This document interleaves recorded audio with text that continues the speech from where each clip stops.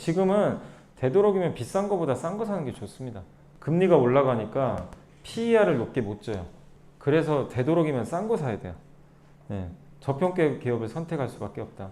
이 아이디어 측면에서 이제 몇 가지를 한번 좀 요거는 고민을 해본 거예요. 코로나 이제 19가 끝났잖아요. 그래서 코로나19 이후에 그냥 너무 뻔한 그런 거보다도 한번 이제 어떤 기업을 한번 골라볼까 아이디어 측면에서.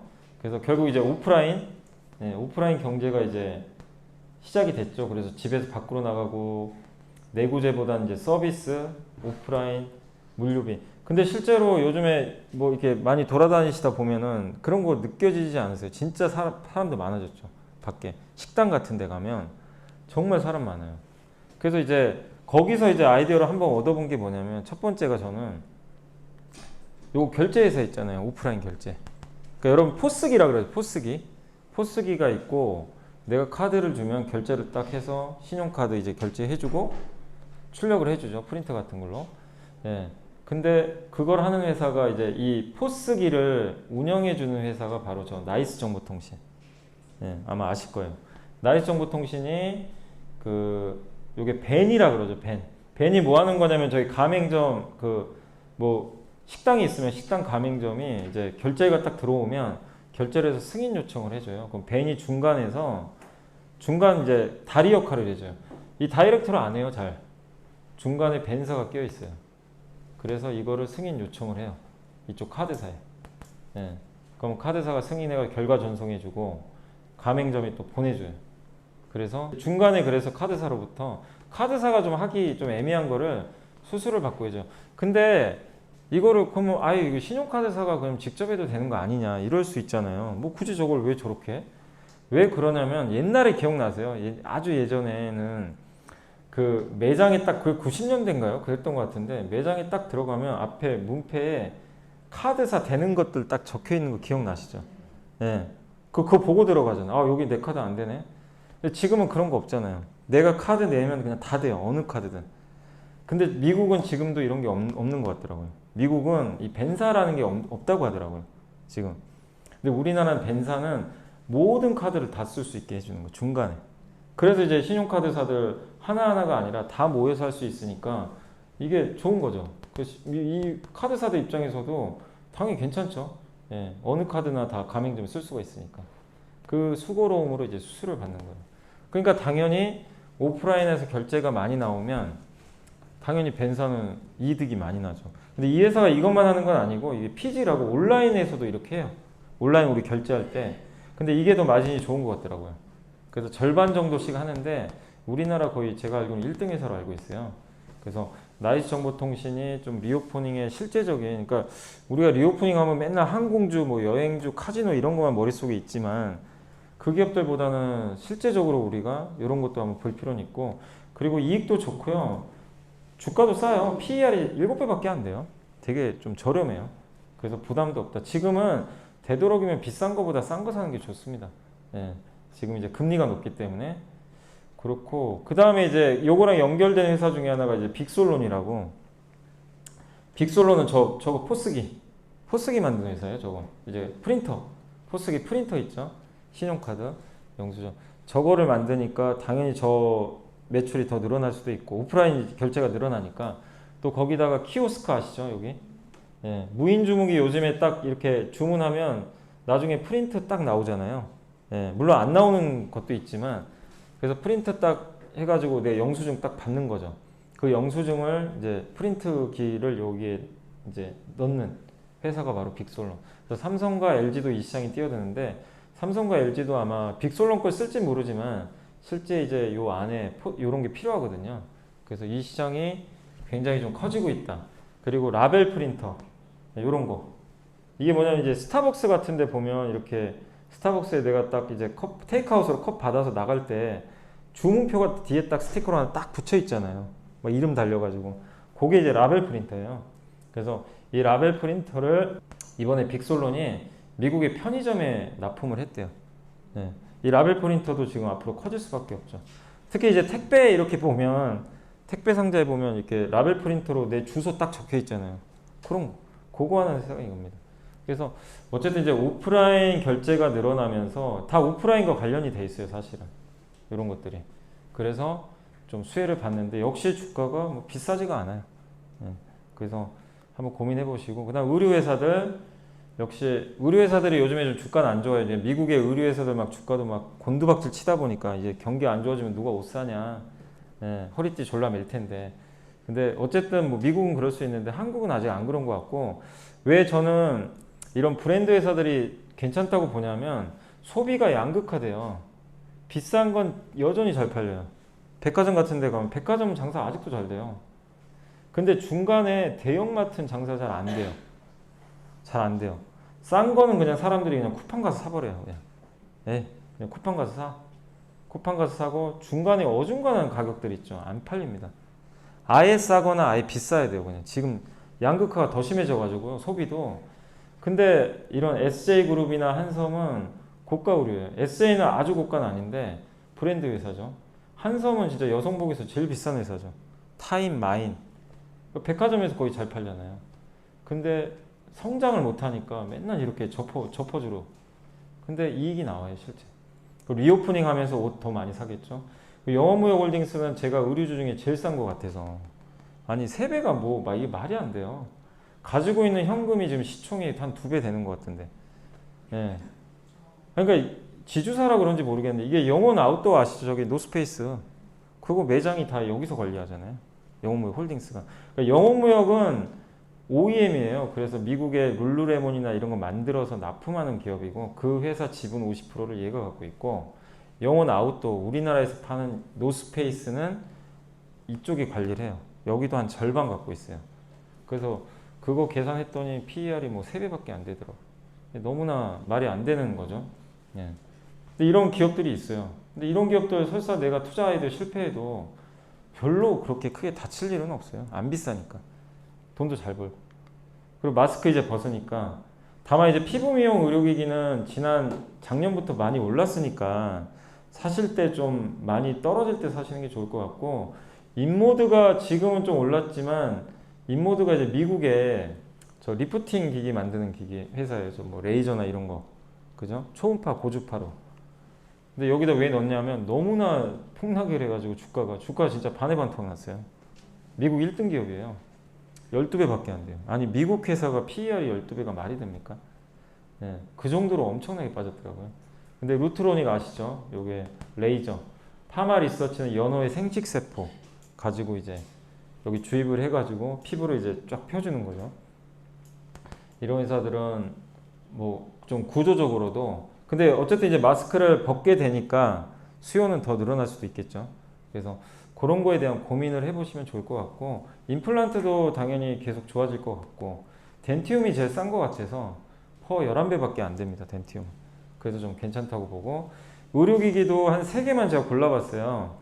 어차피 이제 사람들이 밖에 나가면 병원에 더 많이 가게 되고, 많이 돌아다니게 되고, 안경도 더, 근데 안경도 있지만 여기 인토로저라는 회사가 일회용 컨택트 렌즈를 만들어요. 저기 컨택트 렌즈. 그래서 이제 뭐 컬러 렌즈라고도 하는데, 이런 것들을 이제 미용 때문에라도 많이 착용들 하시더라고요, 실제로. 근데 실적 좋고 PER 13배고, 휴비츠는 저기 이제 안경 장비 시력 검사할 때 저런 거 만드는 회사인데, 아니 진짜 돈 잘 벌더라고요, 요즘에. 드디어 턴어라운드 하는 것 같고. 그 다음에 제노레이는 여기 요거 요 수술실에 들어가면 요런 게 있거든요. 요게 뭐 하는 거냐면은 요게 그 엑스레이예요. 엑스레이로 수술할 때 그 환자를 찍어요. 찍어가지고 통증이 있나 없나 검사를 해요. 이 통증이 있나 없나.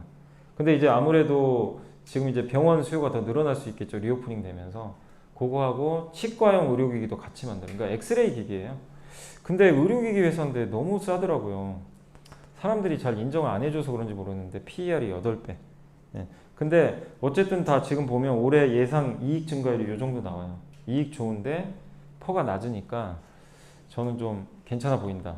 요거고. 그 다음에 이제 두 번째 아이디어는 뭐냐면, 어차피 이제 인플레이션 시대잖아요. 고물가 시대예요. 여기서 우리가 중요한 거, 아까 P 곱하기 Q 마이너스 C 하면 이익인데, 판매 단가, 판매 수량이잖아요. 근데 지금은 아까 설명드린 대로 요게 올라간단 말이에요. 예. 근데 소비가 감소해요. 이걸 소비 감소하는데 이거를 올릴 수 있는 기업은 정말 대단한 기업이죠. 예. 근데 어쨌든 이런 열악한 환경이에요. 지금 기업들이 놓여 있는 환경이 그러니까 이익이 줄 수밖에 없어요. 예. 이런 환경에서 이거를 커버할 수 있는 기업이 뭐냐? 결국 단가 올리는 기업들이 있겠죠. 그래서 아마존이 힘든 이유가 지금 인건비 증가하죠. 수요도 나죠. 온라인 수요. 리오프닝 하니까 온라인에서 구매 잘 안 하겠죠. 예전보다. 그리고 가격 전가를 못해요. 왜냐 아마존의 그 태생은 무조건 가격을 싸게 낮춰서 판매하는 기업이에요. 올릴 수가 없어요. 올려야지 이걸 마진을 먹는데 못 먹어요. 그러니까 지금 아마존이 이번에 실적이 그냥 너무 안 좋게 나왔죠. 실제. 근데 기아는 정반대예요. 기아는 한번 보세요. SUV 판매가 너무 잘 되니까 지금 없어서 못 팔아요. 단가를 한 8%인가 올렸더라고요. 영업이익률이 8.8% 나왔어요. BMW급이에요. 비싸게 파는데 팔려요. 그냥 사고 싶으니까 사람들이. 근데 당연히 판매량은 좀 줄어요. 왜냐면 예전처럼 지금 수요가 없어서는 아니고 반도체가 없어가지고. 그래서 Q는 줄지만 그거를 요걸로 메꿔버린 거죠. 그리고 더 놀라운 건 비용이 주는 회사예요. 요즘 같은 시대에 비용이 주는 게 말이 안 되는데 그 미국은 딜러들한테 인센티브를 줘요. 미국은 딜러를 통해서만 차를 살 수 있다 하더라고요. 무조건. 그렇게 돼 있어요. 그래서 딜러한테 돈을 줘요. 이것 좀 팔아줘. 인센티브라 그런다고 하더라고요. 다 비용인데 이걸 줄 이유가 없어요. 왜? 아니 지금 차를 사고 싶어도 못 사요. 사람들이. 나오면 그냥 나가요. 왜? 차가 없으니까. 공급이 없으니까. 그러니까 인센티브가 그냥 줄어버렸어요. 그럼 어떻게 되죠? 비용이 주는 거죠. 그래서 기아가 서프라이즈한 실적을 낸 거예요. 이번에. 근데 제가 지난주에 한번 이제 그 증권사 보고서를 보다 보니까 저도 거기에 대해서 명확한 개념이 없었는데 그 내연기관차가 더 비용이 많이 들까? 전기차가 더 많이 들까? 왜냐면 내연기관차는 그 부품수가 어마어마하게 많은 건 아실 거예요. 굉장히 복잡하잖아요. 근데 전기차는 부품수가 얼마 안 돼요. 그러면 아 전기차가 그럼 비용이 더 적게 드나? 근데 보면 전기차는 아직 적자거든요. 다. 전기차 만들어봐야 다 적자예요. 기아는 이제 흑자 났는데 그럼 나중에 어떻게 될까? 뭐가 더 이득이? 근데 배터리 가격이 또 너무 비싸잖아요. 네. 그러니까 이제 뭐가 더 유리한 거지? 근데 지금은 전기차가 더 비싸요. 어쨌든. 그럼 전기차를 많이 만들면 손해 아닌가? 근데 삼성증권의 이문영 연구원님이 쓰신 자료를 제가 보다 보니까 전기차가 시간이 지나면요. 원가가 훨씬 더 줄어든대요. 전체 부품이 확 줄기 때문에 비용 통제하기도 되게 쉽고 그건 이제 25년 정도 가야 돼요. 그럼 그때 되면 배터리 가격도 좀 안정화되겠죠. 그리고 대량 양산에 성공할 현대 기아는 대량 양산 경험이 세계 최강 기업 중에 하나입니다. 그래서 전기차 만약에 여러분들이 한번 뭐 테슬라는 인정해야죠. 테슬라는 좋은데 그 전기차 섹터에 투자를 하실 때 배터리 말고 완성차나 뭐 리비안, 중국의 니오 막 많이 있잖아요. 이거 투자하실 때 앞으로 보셔야 될 건 뭐냐면 대규모 양산이 가능한 회사인지. 이게 안 되면 안 돼요. 지금 리비안은 차도 제대로 못 만들잖아요. 주가가 85% 빠졌어요. 고점에서. 예. 아직도 제대로 못, 루시드도. 예. 근데 과연 현대 기아보다 많이 만들 수 있을까? 대량으로? 경험이 없는데. 테슬라도 저거 대량 양산하는데 몇 년 걸렸잖아요. 2014년부터 시작해가지고 죽음의 계곡 뛰어넘고 이제 세계 최고 회사가 됐는데 그게 그냥 만들어지진 않거든요. 근데 그 루시드나 리비안이 할 때 현대 기아는 더 멀리 앞서 나가겠죠. 그 과정에서. 근데 시장은 그걸 인정을 안 해요. 그래서 PER이 7배, 6배. 예, 너무나 저렴하게 거래되는데 저는 어쨌든 기아 현대차가 그런 양산 능력을 좀 갖고 있고 또 배터리 회사를 우리 한국 기업들 3개나 있고 플랫폼도 만들었고 그래서 저는 좀 충분히 해볼 만하다. 저는 그렇게 좀 보고 있거든요. 그래서 한번 앞으로 좀 고민하실 때도 전기차 시대에 양산 능력이 누가 될까 그것도 한번 고민해 보시는 것도 좋을 것 같습니다. 어쨌든 전기차는 장기적으로는 그 오히려 원가 부담 때문에 더 괜찮아질 수 있다는 거 생각하시면 되겠고 그 다음에 이제 인플레이션 시대가 왔으니까 아까 설명해 드린 거죠. 금리가 올라가니까 PER을 높게 못 줘요. 그래서 되도록이면 싼 거 사야 돼요. 예, 저평가 기업을 선택할 수밖에 없다. 그래서 이 교집합에 있는 기업이 좋은 거죠. 인플레이션 시대에 가격 전가 가능한 기업. 그러면서 싼 거. 예, 이 두 개 교집합 이게 바로 기아가 거기 딱 걸렸었잖아요. 기아가 그러니까 기아가 급락장에서 20% 올라가 버린 거예요. 주가가 바닥에서 지수가 급락하는 거예요. 예, 그래서 이 교집합에 해당되는 기업들을 한번 고민해보죠. 그래서 이제 자동차, 예, 그래서 기아, 뭐 모비스도 언젠가 좀 올라가겠죠. 부품주는 아직은 아닌데 워낙 지금 또 싸게 거래되니까 기아도 좋고 현대차 저는 요거 꼭 많이 요즘에 좀 말씀을 드리는 게 뭐 제가 뭐 직접적으로 이렇게 추천을 드릴 수는 없지만 어쨌든 현대차 EUV가 배당 수익률이 제가 계산해봤어요. 실제 6% 나와요. 배당이. 그러니까 주가가 안 가도 6%의 배당은 어느 정도 확보돼 있고 어느 시점에서 뭐 물론 이익이 줄면 줄 수도 있어요. 그건 감안하셔야 되겠지만 이익 증가율도 높고 퍼도 낮고 그래서 우선주 투자하면은 두 마리 토끼를 좀 잡을 수도 있어요. 예. 지금 워낙 싸게 거래되니까 이런 것도 한번 고민해 보시고 음식료는 고민이 크죠. 왜냐하면 가격을 올릴 수 있을까? 지금 사실은 올리기 너무 어렵잖아요. 지금 여기서 가격을 바로 올린다? 농산물 가격이 이렇게 올랐는데 스토리는 이거죠. 농산물 가격 올랐다. 가격 인상한다. 그래서 대시세 난다. 이게 지난 사이클이었어요. 몇 번 반복됐어요. 그래서 농산물 가격 오르면 음식료주 투자하면 다 대부분 수익이 많이 났어요. 옛날부터. 그 사이클이 있어요. 왜냐 가격은 올리는데 라면 값은 올라가는데 나중에 밀가루나 팜유 가격 급락하죠. 그럼 마진이 벌어지죠. 그리고 라면 가격은 절대 안 떨어지죠. 그 논리인데 지금 사람들이 이제 요새 음식료가 왜 안 가냐면 가격 올릴 수 있어? 농산물가 이렇게 올랐는데 가격 올릴 수 있을까? 예. 서민들의 저항도 만만치 않을 거고 사람들이 이거를 받아들일까? 이런 이제 고민이 있어요. 실제로. 또 정권 초기잖아요. 그러니까 당연히 올리기가 쉽지 않아요. 근데 뭐 여기도 뭐 자선사업 하는 회사들 아니잖아요. 그래서 안 올릴 수는 없는 것 같아요. 그래서 저는 하반기 중에는 다시 가격 인상 얘기가 나올 거는 같아요.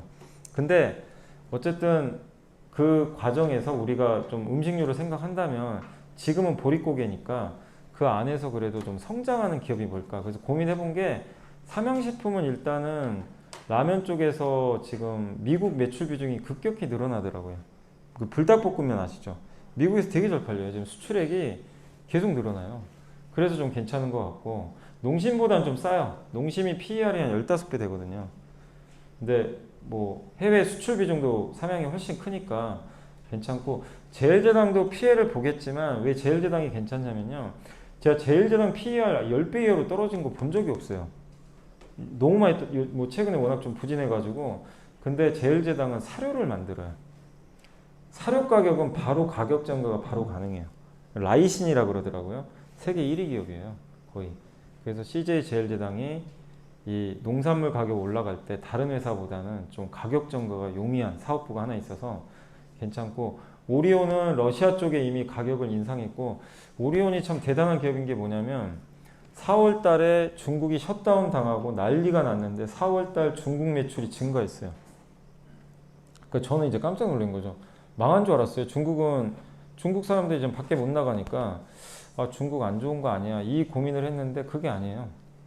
저 매출이 늘어나 버렸어요. 러시아도 급증. 러시아에선 가격을 한 10% 올렸던 것 같아요. 초코파이 같은 거. 근데도 잘 팔려요. 아니 전쟁 나고 있는데 잘 팔려요. 그러니까 뭐냐면 중국이든 러시아든 뭐 베트남이 됐건 상관없이 그냥 오리온 초코파이 먹고 오리온 그 꼬북칩 먹는 거예요. 그냥 사람들이. 그냥 상관이 없어요. 그리고 이게 사실은 뭐 과자라는 게 경기 안 좋으면 나는 과자 이제 안 먹어야지. 그런 거 아니잖아요. 예. 경기 안 좋으니까 난 초코파이 오히려 더 먹을 수도 있어요. 초코파이는 한 번 먹으면 배가 불러서 예. 사실은 어쨌든 초코파이 같은 거. 근데 이거를 왜 오리온이 저는 좀 괜찮다고 생각을 계속 했냐면 초코파이하고 꼬북칩을 대체할 게 있나 생각을 해봤어요. 저는 이제 초코파이는 사실 거의 안 먹어요. 아마 남자분들은 아시겠지만 군대 있을 때 많이 먹고 사실은 군대 있을 때 너무 맛있어요. 진짜 이게 이제 아직도 좀 생각나네. 그래서 아무튼 군대 가면 이제 선택지도 없지만 오리온 초코파이 먹으려고 사실 이제 종교 집회 막 참여도 하고 그랬던 경험이 있는데 근데 이제 지금은 워낙 뭐 다른 것도 많이 먹으면 되니까 근데 꼬북칩이 요새 나왔는데 저는 꼬북칩의 경쟁자가 많다고 생각했거든요. 근데 꼬북칩이 나오고 나서 꼬북칩 뭐 인절미 맛인가요? 뭐 초코 맛 계속 나와요. 이게 안 되면 이렇게 나올 리가 없어요. 한마디로 그냥 꼬북칩은 대체제가 없어요. 그냥 지금은. 저도 과자 중에 꼬북칩 제일 좋아하거든요. 워낙 맛있어가지고 제가 군것질 잘 안 하는데 이건 꼭 먹어요. 꼬북칩 그 초코 맛은 항상 먹는데 그러니까 이거죠. 이 코카콜라를 펩시가 물론 있지만 코카콜라만의 맛이 있잖아요. 이걸 대체 못하는 것처럼 오리온 이 스낵을 누가 대체를 할까? 뭐 새우깡 뭐 드시는 분은 새우깡 들겠지만 그래서 이번에 우리나라에서도 매출이 올라갔고 더 놀라운 건 오리온은 아직 우리나라 가격은 안 올렸어요. 아직 안 올렸습니다. 이제 만약에 가격 인상을 해버리면 이익이 늘어나겠죠, 되게. 그래서 오리온은 어쨌든 지금 다른 음식료랑은 좀 다르게 확실히 좀 브랜드 가치가 좀 있는 것 같아서 괜찮다. 가격을 올린다고 해서 사람들이 안 먹을까? 그건 아닌 것 같아요. 그 철강은 가격 전가할 수 있죠. 이제 수요만 좀 살아나면 중국 경기가 살아나면서 괜찮을 것 같아서. 근데 다른 거보다도 그냥 너무 싼 것 같아서요. 그냥 4배, 3배. 그냥 포스코홀딩스만 해도 배당이 5% 나오는데 그냥 너무 저렴한 것 같아서 저는 괜찮고 건설기계도 가격 전가 다 했더라고요. 이번에 두산 바켓, 진성TC 주로 이제 미국에 납품하는 기업들인데 이 기업들이 실제 미국에 인프라 투자가 들어가면서 가격 전가에 다 성공했기 때문에 좀 괜찮아 보인다. 그리고 이제 아까 제가 금리 올라간다 그랬잖아요. 명목금리는 그냥 그거예요. 은행 이자. 그냥 우리 눈에 보이는 그냥 표면 이자. 은행 예금이 2.3%면 2.3. 물가 상승률이 4죠. 그건 마이너스죠, 지금. 아직은. 근데 앞으로 명목금리가 계속 오를 것 같아요. 지금 뭐 국채금리 올라가는 것처럼. 그러면 실질금리가 올라가는 거예요. 옛날엔 실질금리랑 저 물가 상승률은 높은데 금리가 워낙 낮으니까 실질금리가 완전 마이너스예요. 그래서 예를 들면 내가 지금 은행에 돈을 1,000만 원 넣어놨는데 그 은행 이자가 1%인데 물가 상승률이 3%면 마이너스 2잖아요. 그럼 나는 그 은행에 넣어놓은 내 예금은 마이너스 2% 손해를 보는 거예요. 계속. 실제로는. 근데 지금은 저게 격차가 줄어들어요. 그럼 내가 갖고 있는 1,000만 원의 가치가 점점 올라가겠죠. 그래서 실질금리가 상승을 하게 되면 저 현금의 무게가 증가해가지고요. 현금을 많이 제가 아까 그 영업무역 홀딩스 2배까지는 아닌데 제가 보니까 순현금이 이렇게 많아요. 9,870. 돈은 워낙 잘 버니까 퍼 4배. 이런 기업들의 가치가 옛날에는 가치 평가를 높게 안 하죠. 실질금리가 낮으면 현금보단 차라리 다른 거 하는 게 낫거든요. 근데 이제는 올라갈 수 있다는 얘기예요. 그래서 KTNG, 저희 빅솔론도 현금 많이 갖고 있고 삼성전자가 정말 현금 많이 갖고 있죠. 시총보다. 그리고 한국철강. 이런 기업들이 예전보다는 좀 시장에서 더 인정받을 수도 있다. 요걸 말씀드리는 거고 이제 사회세계화인데 그 아까 이제 설명드린 그거예요. 군비 경쟁, 천연가스, 신냉전, 반도체, 패권 경쟁. 요 과정에서 수혜받는 기업들. 그래서 조선 쪽은 요 한 3개 정도 한번 고민을 해요. 조선주보다는 기자재. 그래서 한국카본, PER 한 13배 정도 되는데 싼 건 아니죠. 그리고 성광밴드는 이게 피팅이라고 이렇게 그 파이프 있잖아요. 그 정유 공장 같은 데 보면 파이프가 이렇게 돌아가가지고 막 이렇게 복잡하게 되는 거예요. 근데 이 파이프를 연결해야 되거든요. 이렇게 휘어질 때.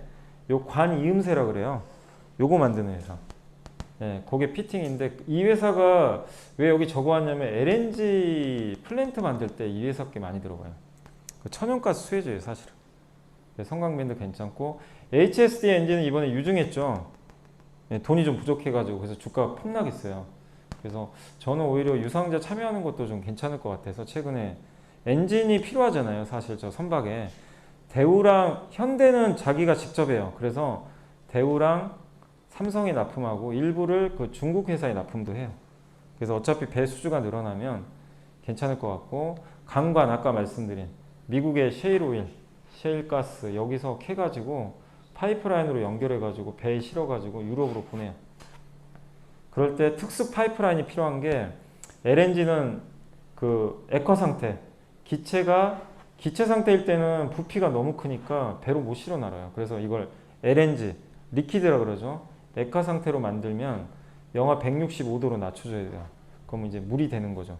그러려면 저 파이프가 특수 파이프라인, 스테인레스가 들어가야 된대요. 그걸 하는 회사가 이제 이런 회사들이죠. 세아제강 지주, 세아제강, 현대제철도 해요. 자회사 통해서. 이런 기업들이 수혜를 받는데 LNG 근데 놀라운 건 퍼가 3배밖에 안 된다는 거. 그러니까 이게 좀 이해가 안 가는 거죠. 이렇게 싼 기업들이 있다는 게 그동안 이제 굉장히 눌려 있었다는 거죠. 이런 사이클이 안 나오니까. 예. 그리고 해외 건설, 요새 국내는 좀 안 좋은데 해외 건설도 수주가 앞으로 올해는 아닌데요. 올해 말이나 내년에 저는 좋아질 것 같아요. 왜냐하면 국제 유가랑 연동돼요. 이게 유가 올라갈 때 보세요. 이게 옛날에 우리나라 건설사들 해외 수주 얘기입니다. 유가 여기인데 수주가 잘 안 나와요. 아직은. 결국 나와요. 메꾸겠죠. 그러면 내년에 저는 국내 건설도 물론 좋겠지만 의외로 해외 쪽에서 한번 큰 사이클도 가능하지 않을까. 그래서 지금 건설 쪽 너무 안 좋아요. 막 투자 심리도 안 좋고 원자재 그 비용 부담 그래서 다 급락했어요. 근데 앞으로 해외 쪽을 본다면 대형 건설사는 한번 관심을 갖고 좀 공부를 해봐야 되는 거 아닌가. 예, 내년 사이클 한번 기대하고 있어요. 해외 쪽에서. 그리고 해외 수주가 많이 늘어나면 퍼가 올라갑니다. 원래. 국내보다는 해외 쪽을 많이 쳐줘요. 그리고 원자재 쪽. 예, 원자재, 뭐 정유주, 풍산, 구리. 저는 요새 이 풍산이나 구리 회사들 주가 정말 안 가잖아요. 되게 안 가요. 예, 잘 인정을 안 하더라고요. 구리 쪽에 대해서는 막 요새 뭐 니켈, 다른 원자재 막 다 올라가는데 근데 풍산을 저는 좀 개인적으로 그래도 앞으로 괜찮다고 보는 게 한번 보세요. 구리가 어디에 쓰이냐면은 모든 인프라에 다 들어가는데 배터리 뿐만 아니라 전자기기, 친환경, 태양광 풍력 다 들어가요. 구리가. 안 들어가는 게 없어요.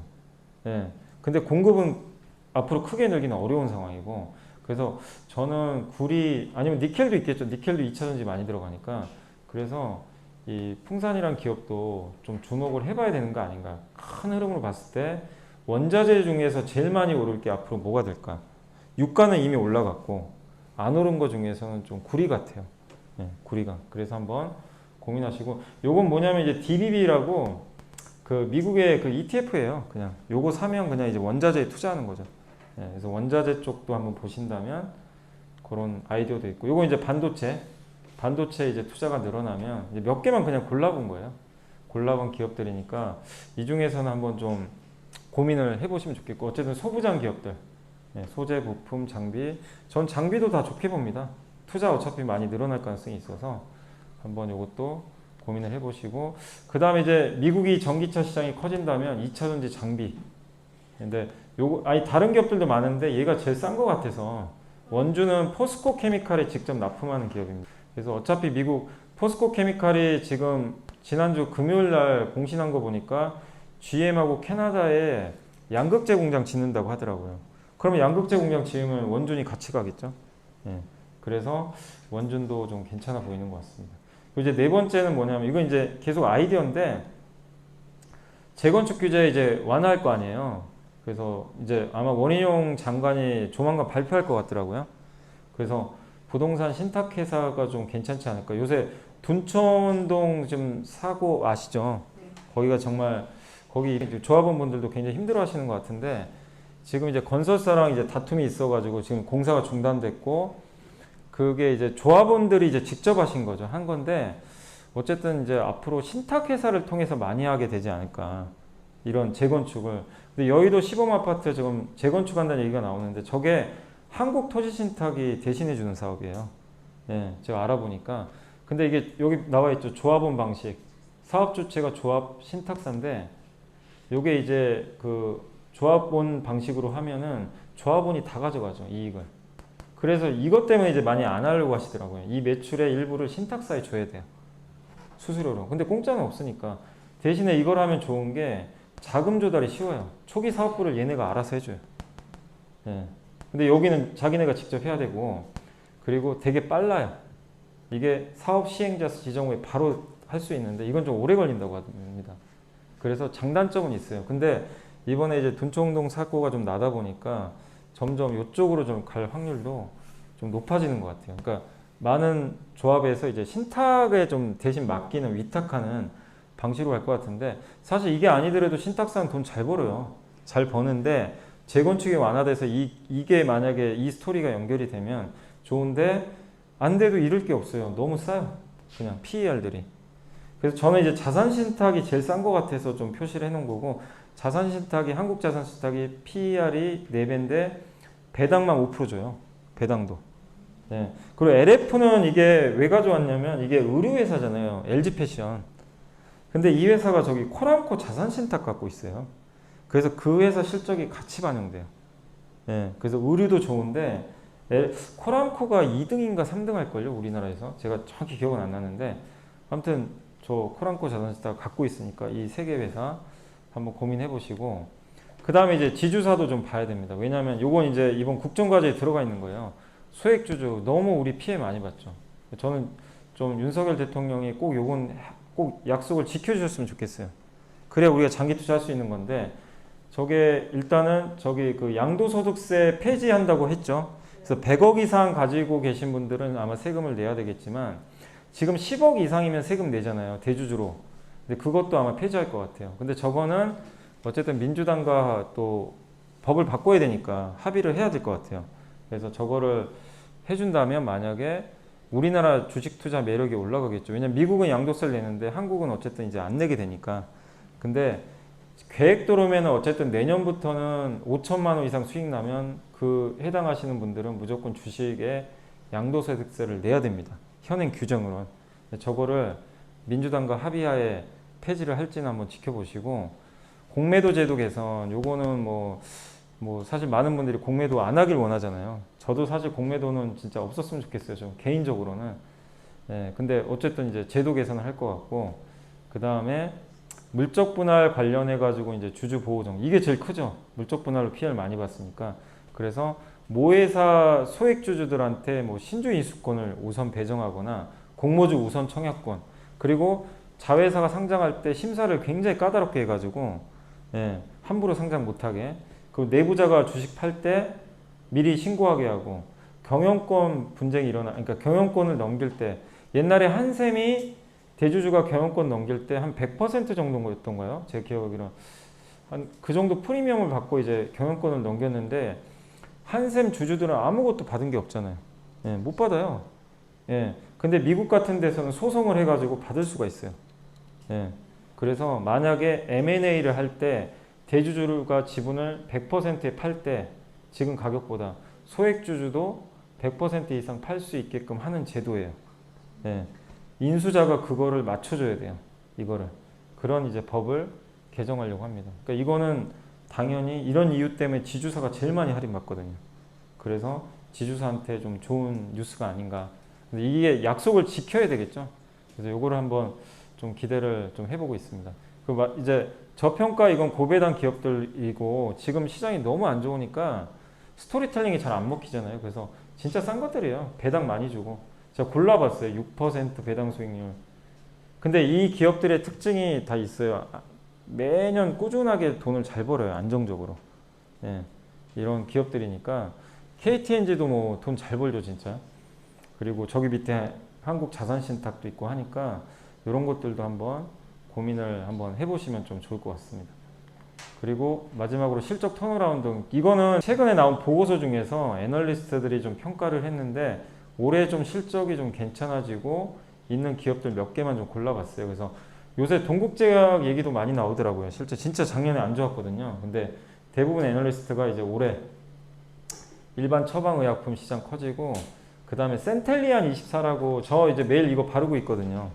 그 마데카 크림이라고 아세요? 예, 그거 저도 이제 밤에 발라요, 한 번씩. 어쨌든 이제 이런 화장품 사업도 잘 되는 것 같고, 그 다음에 한국공항은 그 우리 그 이 대한항공 자회사인데, 대한항공 타고 딱 내리면 그 지상조업이라고 이렇게 갑자기 차가 딱 한 대 와가지고 우리 계단으로 딱 내려가잖아요. 그런 거 지상조업해주는 회사. 이게 리오프닝 수혜죠. 토비스는 이제 카지노하고 자동차 모니터 만드는 회사인데, 리오프닝 수혜 이번에 설비 투자했고, TLB는 되게 안 좋았었어요, 그동안 실적이. 반도체 기판인데 올해 턴어라운드. 한진이 택배랑 하역하는 회사인데 올해 좀 실적 괜찮을 것 같더라고요. 4배. DL도 이제 미국의 석유화학 회사 하나 인수했어요. 이 회사 되게 독특한 게, 소나무에서 그 나오는 그 펄프 있어요. 그 원료를 가지고 화장품 향수 있죠. 향수 만드는 데 들어가요, 그게. 되게 독특해요. 그래서 유가가 상승하면 오히려 수혜주예요, 여기는. 예, 유가랑 연동이 돼요. 그래서 대부분의 석유화학 기업들이 유가 오르면 피해준데, 저 DL은 좀 달라요. 저거 인수해가지고. 예.